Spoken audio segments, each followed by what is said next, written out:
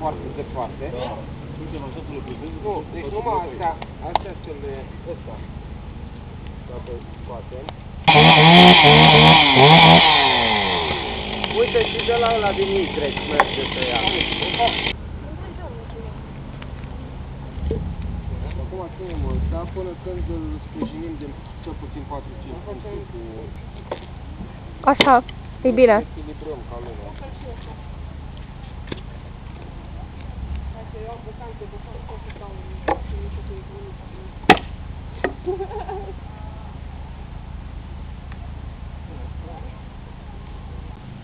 Așa, chiar dacă îmi trageți de pași, dar nu bine verificat. Da, hai să-l punem pe partea asta la altă. Și așa vă de ce nu? Nu.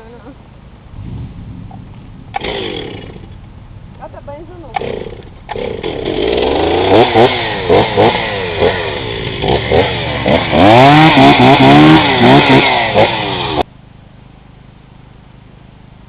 Suntem buni de...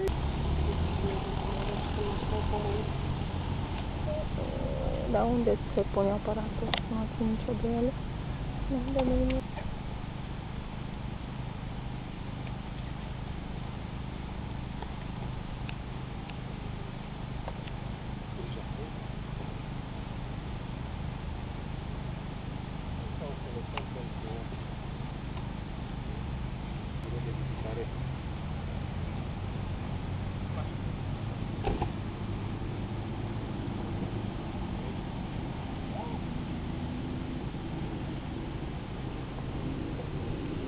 Uite, așa am lăsat.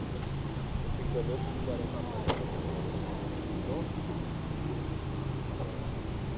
Că de aici se poate arăta motorul de ca lumea.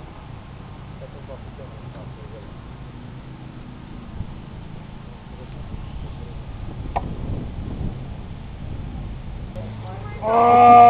Gata, gata. Ah! Are ceva funiță? Așa, da.